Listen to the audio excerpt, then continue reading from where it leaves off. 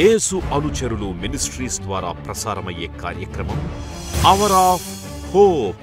నిరీక్షణ సమయం కార్యక్రమానికి ప్రేమపూర్వకంగా ఆహ్వానం తెలియజేస్తున్నాం. పాస్టర్ జాన్ స్పర్జన్ గారి ఆత్మీయ పరిచర్య ఫలాలుగా మనం చూడవచ్చు. మన హృదయాలను సిద్ధపరుచుకొని నేటి నిరీక్షణ వర్తమానాన్ని విందాం. క్రీస్తు యేసు పరిశుద్ధ నామాన్ని బట్టి మీ అందరికీ శుభాశీస్సులు. ఎలా ఉన్నారు? బాగున్నారా? దేవుడు మనకు వాగ్దానం ఇస్తారు. ఆ వాగ్దానం ఇచ్చినప్పుడు మన జీవితాలు ఎప్పుడైనా లోయలు, చీకటి, గాఢాంధకారపు లోయ లాంటి పరిస్థితులు వస్తే మనం అనుమానిస్తాం. కానీ దేవుడు అంటున్న మాట, దేవుడు నీకు నాకు అప్పజెప్పిన పనిని మనం పూనుకొని ముందుకు కొనసాగితే ఆయన మన దేవుడు మన తోడు ఎల్లప్పుడూ ఉంటారని, ఎన్నడూ కూడా నిరాశ నిస్పృహతోని అనుమానంతోని దేవుణ్ణి శోధించకుండా మనం జీవించాలి అని అంటే ఈ రక్షణ సువార్త విని రక్షణ పొందాలి.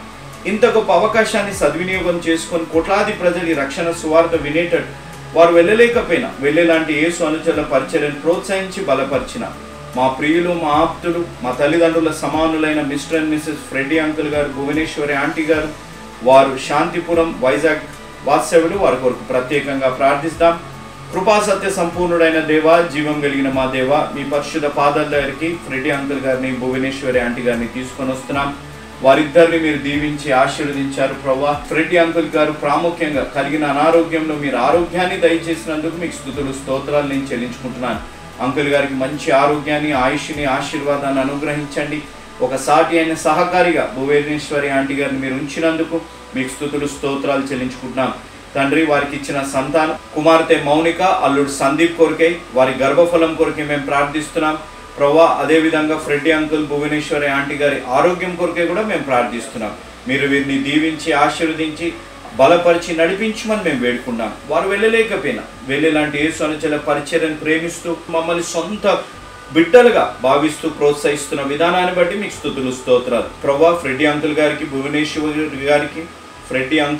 భువనేశ్వరి గారికి, వారి కుటుంబానికి, అదేవిధంగా ఈ వాక్యం వింటున్న బిడ్డలకి, వాక్యం విని రక్షణ తీర్మానం తీసుకోబోతున్న బిడ్డలకి మీ ద్వారా ప్రేరేపింపబడి ఇస్తున్న వాగ్దానము, ఆజ్ఞ, సూక్తి తండ్రి, నీవు పని పూనుకొనుము, యెహోవా నీకు తోడుగా ఉండునుగాక.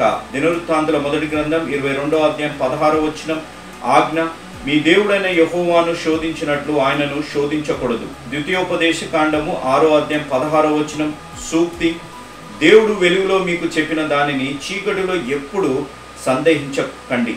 Never doubt in the darkness what God has told you in the light. తండ్రి, ఈ సూక్తి మా జీవితాల్లో ఒక ఆత్మీయ మేల్కొల్పు తెచ్చి ఈ ఆజ్ఞానుసారంగా జీవించి వాగ్దానం మా జీవితాలు స్వతంత్రించుకునే ఆత్మీయ అనుభవంలోకి నడిపించండి ప్రవ్వా. ఫ్రెడ్డీ అంకుల్, భువనేశ్వరి ఆంటీ గారి కుమార్తె మౌనిక గారికి ప్రవ్వా ఈ సంవత్సరంలో ఒక గొప్ప శుభవార్త వినులాగున గర్భఫలాన్ని అనుగ్రహించి బలపరిచి నడిపించి దీవించమని మేము వేడుకుంటూ ఈ వాక్యం వింటున్న ప్రతి బిడ్డని, ఈ వాక్యం విని రక్షణ తీర్మానం తీసుకోబోతున్న బిడ్డలని, ఫ్రెడ్డీ అంకుల్ గారిని, భువనేశ్వరి ఆంటీ గారిని నిండుగా మెండుగా దీవించమని యేసు నామమున అడిగి వేడుకుంటున్నాము తండ్రి, ఆమేన్. ప్రార్థన చేసుకుందాం. ప్రేమగల మా తండ్రి, మహాపరిశుద్ధ మా ప్రభువా, నువ్వు సిలువలో పలికిన 7 మాటలు ధ్యానించే కృపను మీరు మాకు అనుగ్రహిస్తున్నందుకు నీకు వందనాలు, స్తోత్రాలు. చేరువచ్చిన ప్రతి బిడ్డని ప్రభువా పేరు పేరున మీరు జ్ఞాపం చేసుకోండి నాయన. వారి పేర్లు నాకు తెలియకపోయినప్పటికీ కూడా ప్రభువా నాయన, నువ్వు వారిని తల్లి గర్భంలో పిండాకృతి కాకమునుపే వారిని గుర్తెరిగిన దేవుడు ప్రభువా, నీకు వందనాలు, స్తోత్రాలు. నాయన, భిన్న విభిన్న మనస్తత్వాలతో భారములు మోస్తూ హృదయంలో ఆవేదన, నాయన భయము ప్రభువా, నిస్పృహ, నిరాశ, కృంగుదలలో నాయన ఎవరైనా వచ్చి ఉంటే ప్రభువా, నీ సిలువ దగ్గర ఉన్న పరిష్కారము, నీ సిలువలో ఉన్న శాంతి, సమాధానము, నీ సిలువలో ఉన్న ఆశ్రయము వారు అర్థం చేసుకునే కృపను మీరు దయచేయమని అడుగుతున్నాను. మేమందరము చేరి నాయన సిలువలో నువ్వు పలికిన 7 మాటలు మేము ధ్యానించబోతుండగా ప్రభువా, నీ స్వరాన్ని వినగలిగిన కృప మీరు మాకు దయచేయమని అడుగుతున్నాం నాయన. మరి నా స్వరము కాకుండా నాయన నీ స్వరాన్ని వినగలిగిన కృప నాయన, వినగలిగి చెవులు గ్రహించే మనస్సు మీరు మాకు దయచేయమని నీ కుమారుడు మా రక్షకుడైన యేసు ప్రభు వారి అతి శ్రేష్టమైన నామంలో అడిగి వేడుకుంటున్నాము తండ్రి, ఆమేన్. దేవుని నామానికి స్తోత్రం కలుగును గాక. దేవుని వర్తమానంలోకి వెళ్దాం. గుడ్ ఫ్రైడే ఎందుకు శుభ శుక్రవారము? Why do we celebrate Good Friday? Good Friday అని ఎందుకు అన్నారు? అసలు సాధారణంగా మనం ఆలోచించవలసి వస్తే it is a bad Friday. యేసు ప్రభు వారు సిలువలో మరణించిన మరణము అనే మాట it is a very very painful thing. మరణము అనేది it is a painful experience. మరణము అనేది బాధాకరము, మరణము అనేది ఎడబాటు, మరణము అనేది ఫిజికల్ సెపరేషన్. అటువంటి మరణాన్ని ఇక్కడ శుభ శుక్రవారం అని ఎందుకు అన్నారు అనగా, ఈ 7 మాటల్లో నేను మీతో పంచుకోవాలని ఆశపడుతున్నాను. శుభ శుక్రవారము, it is a good Friday because somebody died in your place, in my place. ఆ స్థానములో యేసు ప్రభు వారు ఆయన మరణించారు కాబట్టి that is called good Friday. ఇంకొక మాటలో చెప్పవలసి వస్తే it is a good Friday because something good is happening.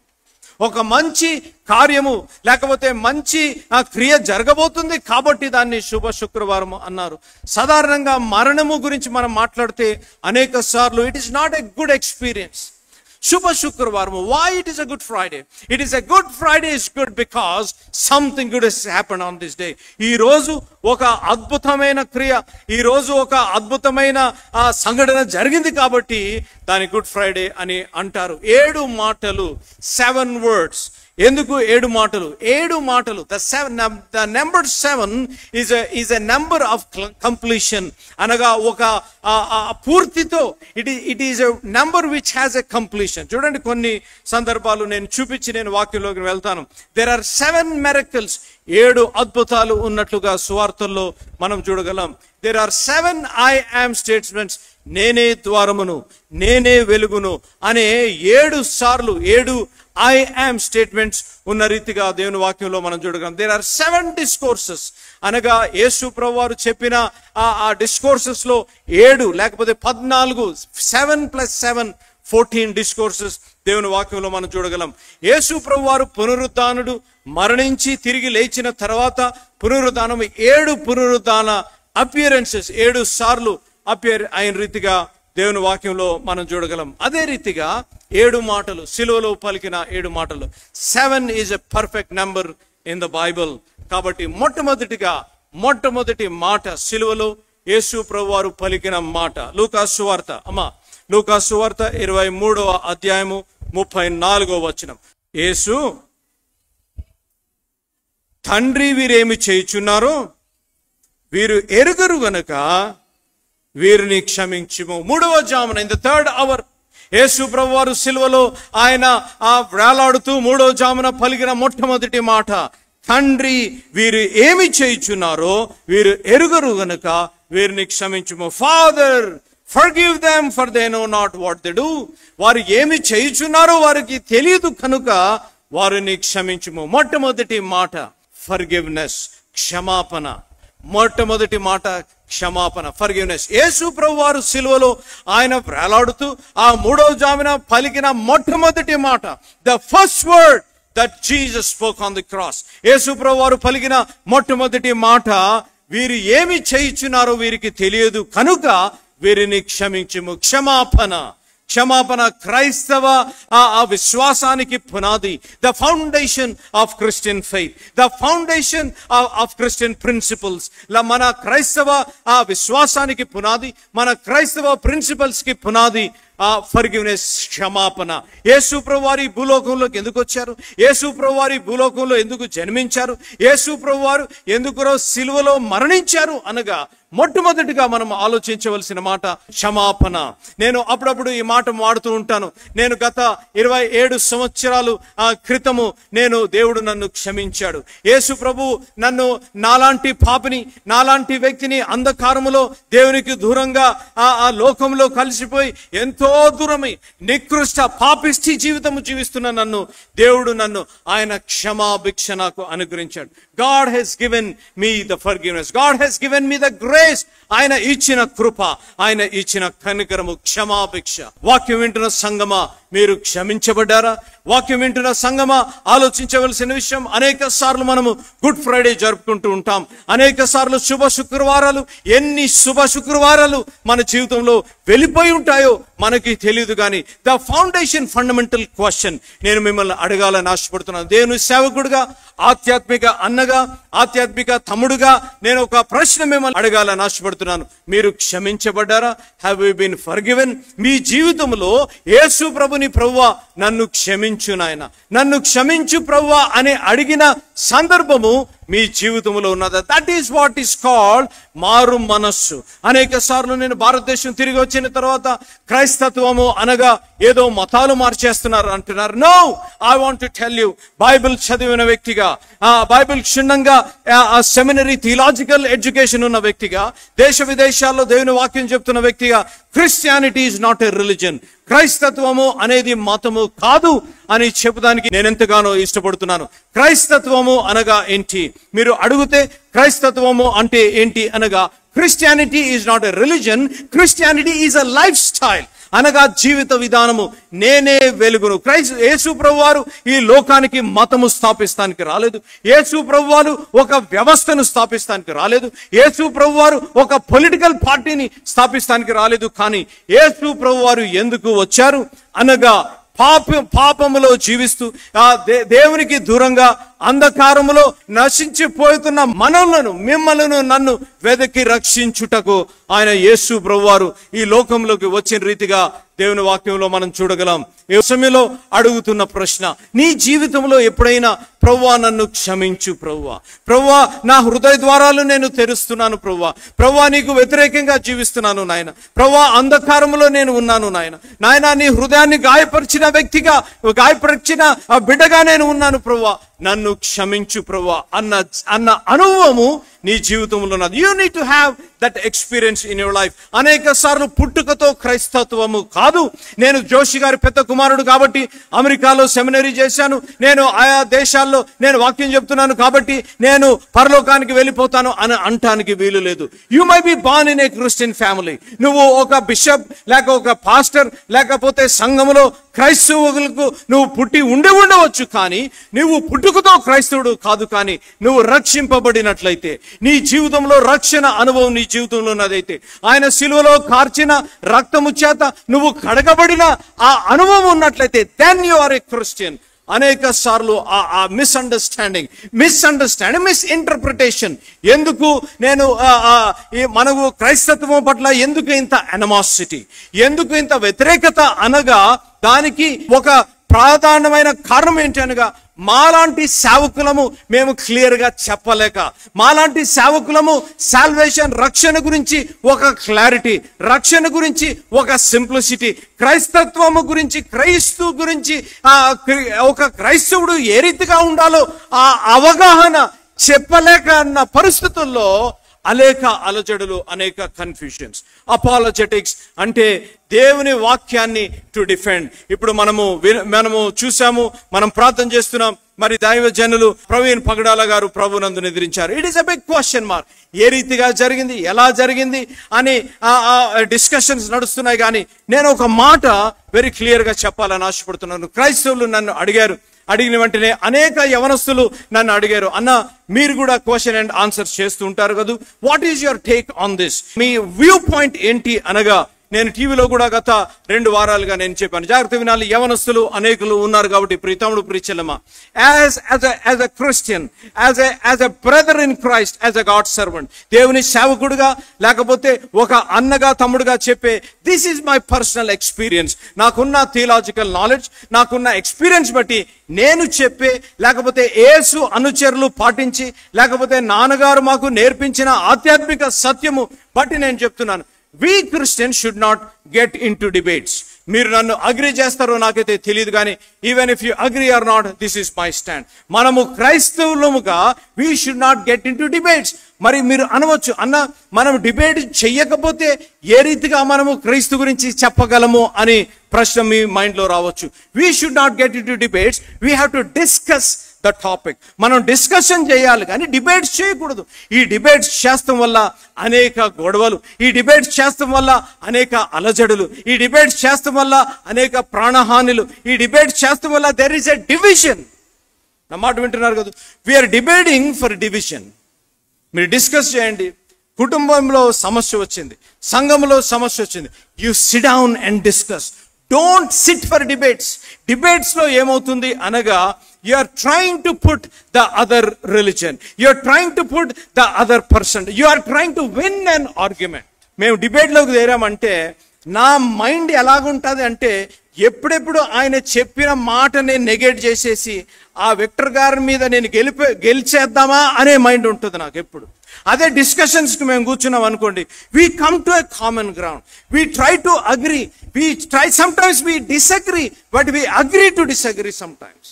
యవనస్తులు ప్రత్యేకంగా డిబేట్స్లో మీరు అనవసరంగా మీ మైండ్ చెడుపుకోదు. డిబేట్స్లోకి వెళ్ళి అనవసరంగా ఉన్న ఆధ్యాత్మిక జ్ఞానాన్ని కూడా వదులుకున్న యవనస్తులని నాకు తెలుసు. కాబట్టి ప్రభు వారు ఇక్కడ పలికిన మాట, ప్రభువా అమ్మా, father forgive them for they know not what they do. అమ్మ చదువుతా, ఒక్కసారి చదువుతాను. యేసు తండ్రి వీరేమి చేయుచున్నారు. తండ్రి జాగ్రత్త వినాలి అమ్మ. యేసు ప్రభు వారు పలికిన మొదటి మాట, ఆయన పలికిన మొదటి మాట తండ్రితో చెప్తున్నారు. He's telling to the father, తండ్రి వీరు ఏమి చేయుచున్నారో వీరికి ఎరుగరు గనక వీరిని క్షమించమని చెప్పారు. ప్రశ్న వారికి తెలియదా? వారు ఏం చేయుచున్నారో వారికి తెలియదా? యేసు ప్రభు వారిని సిలువలో వేస్తున్నారు కదా, సిలువలో వేస్తుండగా సిలువలో వేస్తున్నారు అని వారికి తెలియదా? యేసు ప్రభు వారు ఆయన చెప్పిన మాటలో there is a lot of spiritual in depth. వీరు ఏం చేయుచున్నారు వారికి తెలియదు అనగా, నన్ను సిలువ వేస్తున్నారు కానీ ఎందుకు సిలువ వేస్తున్నారో వారికి తెలియదు. అందుకు కాబట్టి ప్రభువా వారిని క్షమించుము, వారిని they were doing their job but they are not knowing why they are putting Jesus on the cross. అనేక సార్లు మన జీవితంలో, ఆ కుటుంబంలో, లేకపోతే వివాహంలో, నిజ జీవితంలో గొడవలు రావచ్చు. ఎందుకు మనం ఆర్గ్యూ చేస్తున్నాం? ఎందుకు మనం పోట్లాడుతున్నాం? ఎందుకు మన కుటుంబాల్లో శాంతి సమాధానం లేదు? We don't have a proper understanding. ఎవరో ఏదో అన్నారు కాబట్టి, ఎవరో అంటం నేను విన్నాను కాబట్టి, నా హృదయం గాయపడింది కాబట్టి నేను పోట్లాడటానికి వెళ్ళాలి. అడుగుతున్నాను ఈరోజు దేవుని సేవకుడుగా, ఒక కుమారుడుగా అడుగుతున్నారు. తల్లిదండ్రులకు ఒక ప్రశ్న, మీ బిడ్డలు తప్పు చేసి ఉంటే ఒక తండ్రిగా, తల్లిగా మీ బిడ్డల్ని క్షమించారా? మీకు ఈరోజు ఏది అర్థం కాకపోయినా ఇది అర్థం కావాలి, ఇది రాసుకోండి. నేను ఎప్పుడు ఈ మాట చెప్తూ ఉంటాను, forgiven people need to be forgivers. ఏంటండి? క్షమించబడిన మనము క్షమించేవారుగా ఉండాలి. క్షమించబడిన మనము. జాన్ స్పర్జన్ 27 సంవత్సరాల ముందు పాపపు జీవితము, అంధకార జీవితంలో జీవిస్తున్న నన్ను, అనేకులకు వ్యతిరేకంగా కోపముతో, ద్వేషముతో జీవిస్తున్న, అసూయతో, పాపిష్టి అలవాటులతో జీవిస్తున్న నన్ను ఆయన యేసు ప్రభువారు నన్ను క్షమించారు. కాబట్టి నన్ను ఎవరైనా కష్టపడితే, నన్ను ఎవరైనా బాధపడితే, నా హృదయమును ఎవరైనా గాయపరిస్తే నేను క్షమించేవాడుగా ఉండాలి. క్షమిస్తున్నామా? అడుగుతున్నాను. ఎంత కోపమో పైకి అయ్యో బాబోయ్, క్రైస్తవులు పదజాలం నేర్చేసుకున్నారు. ఎవరన్నా చూసిన వెంటనే ఇప్పుడు అలాగ వస్తున్నాను అనుకోండి, ఇప్పుడు ఎవరన్నా వస్తూ ఉంటే పాస్టర్ గారిని కానీ సంఘ సభ్యులు కానీ చూస్తే, sister praise the Lord sister, Baptist, I'm Southern Baptist, I'm strong Baptist. మనం ఏంటి తెలుసా? Praise the Lord, we'll have learn the language, Christian language, Christianese అని అంటారు. మనం ప్రైజ్ ద లార్డ్ బ్రదర్, సిస్టర్ని ఎవరైనా చూస్తే ఏమంటాము? అంటే టెస్ట్ పెడుతున్నాను. సిస్టర్స్ ఎవరైనా చూస్తే ఏమంటారు చెప్పండి అమ్మా? Praise the Lord sister, praise the Lord sister అని ఇలాగ అంటామో, లోపల ఉంటుంది కోపం. ఎందుకు ఇంత గర్వం దీనికి? వీడికి ఇంత గర్వం, ఇంత పోజ్ వీడికి అవసరమా? ఇంత స్టైల్ వీడికి అవసరమా? పైకేమో లోపల పాప. అది వివాహంలో కొంతమంది చెల్లెళ్ళు, తమ్ముళ్ళు వచ్చారు, సంతోషంగా బాగా గడపడుతున్నారు. ఆ గుడి ఆవరణంలో వచ్చేంత వరకు ఇద్దరు కీసులాట, పోట్లాట, కారు ఊగిపోతూ ఉంటుంది అంతే. అది ఎందుకమ్మా చెల్లెమ్మ నువ్వు అలాగ ఉన్నావంటే ఇంకా చెల్లి స్టార్ట్ చేస్తుంది. అన్న ఏం చెప్పనన్నా, ప్రొద్దున్న 4 గంటలు లేచాను రావాలని. ఏది చేసినా ఈయనతో ప్రాబ్లమే, ఏది చేసినా. అమ్మా తమ్ముడు జాగ్రత్త వినాలి. ఈ శుభ శుక్రవారం రోజు మొట్టమొదటి మాట యేసు ప్రభు పలికిన మాట క్షమాపణ. మన జీవితాల్లో శాంతి సమాధానం, మన సంఘాల్లో శాంతి సమాధానం, వివాహంలో శాంతి సమాధానము ఉండాలి అనగా మొట్టమొదటి లక్షణము, నా జీవితంలో ఉండవలసిన మొట్టమొదటి లక్షణము ఏంటి అనగా క్షమాపణ. Forgiveness. Without forgiveness, there is no foundation for Christian faith. క్షమాపణ అనే గుణము, క్షమాపణ అనే ఆ అలవాటు నా జీవితంలో లేకపోతే కష్టం. నువ్వు అనవచ్చు, అన్నా స్పర్జన్ అన్న, మా ఆయన గురించి నీకు తెలియదు అన్న, ఎటువంటి బాధలు, ఎటువంటి హింసలు, ఎటువంటి కష్టాలు నష్టాలు పెడుతున్నాడు నీకు తెలియదన్న అనవచ్చు. నాకు తెలియకపోవచ్చు చెల్లెమ్మ, ఐ మే నాట్ నో. ప్రియ తమ్ముడు, నువ్వు అనవచ్చు, అన్న నన్ను ఏ రీతిగా ఏపుకొని తినేస్తుందో, ఎటువంటి మాట్లాడుతుందో నీకు తెలియదు, ఏ రీతిగా నేను క్షమించాలి అని అనవచ్చు. ఒక్కసారి అందుకే మీతో ఫస్ట్ నేను కమిట్ చేయించాను. నువ్వు క్షమాపణకు మీ సంగతి నాకెందుకు కానీ నా సంగతి నేను చెప్తాను. నేను క్షమాపణకి నేను అర్హుడను కాదు. అయినా యేసు ప్రభువారు, ప్రభువా నన్ను క్షమించు నాయన, ప్రభువా నీ రక్తం చేత నన్ను కడుగు నాయన, నా యొక్క క్షమాభిక్ష అనుగ్రహించు ప్రభువా అన్న వెంటనే ఆయన క్షమించిన దేవుడు. ప్రియతముడు, ప్రియచెల్లమ్మ, I want you to encourage to forgive somebody. ఈ 2025వ సంవత్సరంలో నీ హృదయము గాయపడ్డదేమో, నీ హృదయము లో బాధ ఉన్నదేమో, నీ జీవితంలో నిస్పృహ, నిరాశ, కృంగుదల, లేకపోతే కన్నీరు కారుస్తుందేమో. నువ్వు ఇంకా ఎందుకు నీకు ఆ బాధ, ఎందుకు నీకు ఇంకా కన్నీరు అనగా జాగ్రత్త వినాలి. ఎందుకు అనగా you are not releasing the person you are holding on. ఆ జరిగిన సంఘటన, నీ హృదయాన్ని గాయపరిచిన వ్యక్తి, నిన్ను అనరాని మాటలు, నీది తప్పు లేకున్నా కూడా నీ మీద నింద వేసిన ఆ వ్యక్తిని నువ్వు ఇంకా పట్టుకొని ఇంకా దాని గురించి ఆలోచిస్తున్నావు. కాబట్టి నీ జీవితంలో శాంతి సమాధానం లేదు. ఫర్గివ్నెస్ లో ఉన్న బిగ్గెస్ట్ మెరకల్ ఏంటో తెలుసా? వెన్ యూ ఒక ఈ టవలో ఒక సంఘటన అని అనుకుందాం. ఒక వ్యక్తి, నిన్ను బాధ పెట్టిన వ్యక్తి కొన్ని సంవత్సరాలుగా సాధిస్తున్నావు. నిన్ను బాధ పెట్టిన వ్యక్తి, నీ హృదయాన్ని గాయపెట్టిన వ్యక్తి, నీ మనసు నిద్ర లేకుండా లేదంటే కన్నీరు కారుస్తూ చేసిన వ్యక్తిని పట్టుకొని నువ్వు ఉన్నావు. కాబట్టి ఇంకా నీ జీవితంలో శాంతి సమాధానం లేదు. Release that person.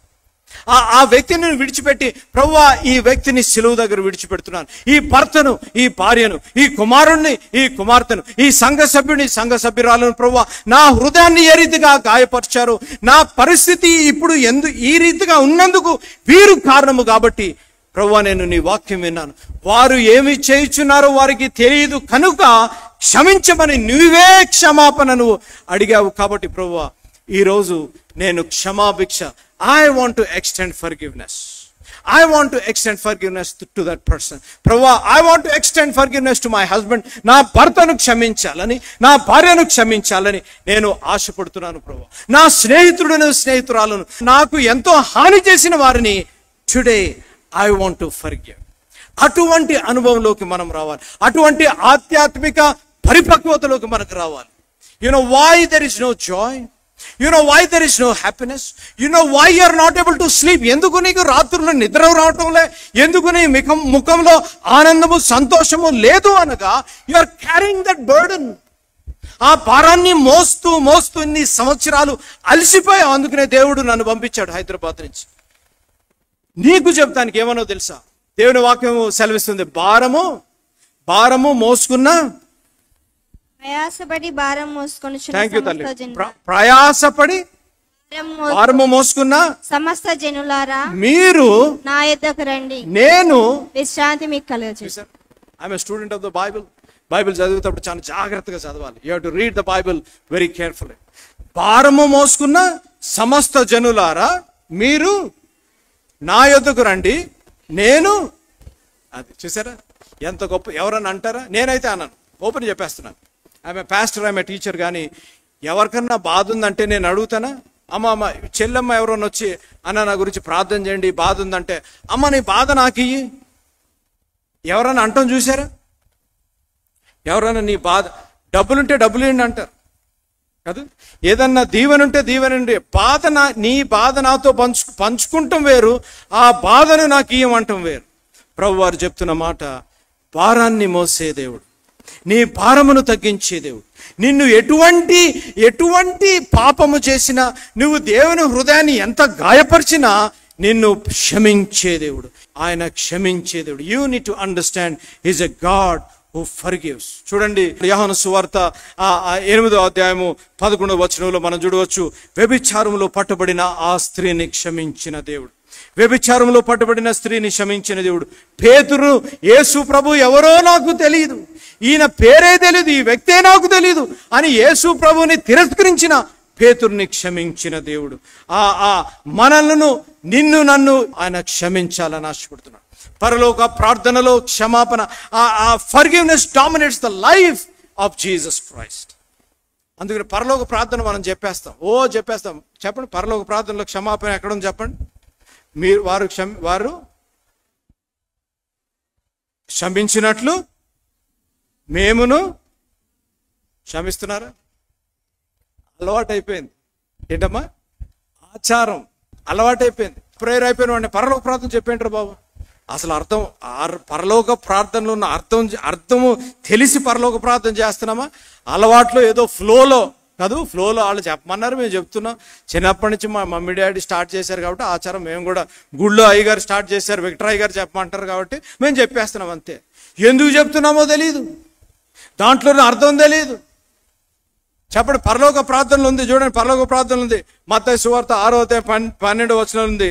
ఆ పరలోక ప్రార్థనలో వీరు మా అపరాధములను క్షమించినట్లు మేమును వీరిని, మా రుణస్తులను మేము క్షమించిన ప్రకారము, మా రుణస్తులను మేము క్షమించిన ప్రకారము మా రుణములను క్షమించు. చూసారా? Forgiveness number 1. మొట్టమొదటి మాట యేసు ప్రభువు వారు సిలువలో పలికిన మొట్టమొదటి మాట క్షమాపణ. కొలస్సీ రాసిన పత్రిక 3వ అధ్యాయం 13వ వచనం. ఎవడైనను తనకు హాని చేసినని ఒకడు అనుకుని ఎడల ఒకరినొకడు సహించుచు ఒకరినొకడు క్షమించుడి. అమ్మ, 2 విషయాలు తమ్ముడు బ్రదర్స్ చూడండి, రెండు పదాలు అక్కడ. అమ్మ చదువుతాను ఒకసారి. ఒకరినొకడు సహించుచు ఒకరినొకడు క్షమించుడి. క్షమించాలి. Bear with one another and forgive one another. సహిస్తున్నామా? క్షమిస్తున్నామా? క్షమిస్తే సహించము, సహిస్తే క్షమించము. విచారకరమైన దేవుడు స్పర్జన్ చెప్తున్న మాట కాదు, ఎవరో చెప్తున్న మాట కాదు, దేవుని వాక్యం.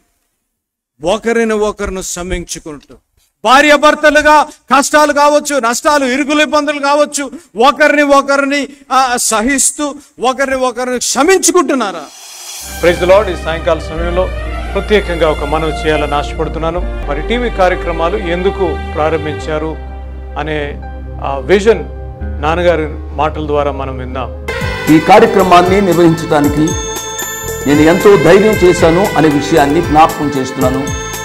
డబ్బుండి కార్యక్రమాన్ని ప్రారంభించలేదు, నన్ను రక్షించి ఇంతవరకు పిలిచిన ప్రభు ఉన్నారు అని, తదుపరి విశ్వాసులైన మీరు ఉన్నారు అనే ధైర్యంతో ఈ కార్యక్రమాన్ని కొనసాగిస్తున్నాం.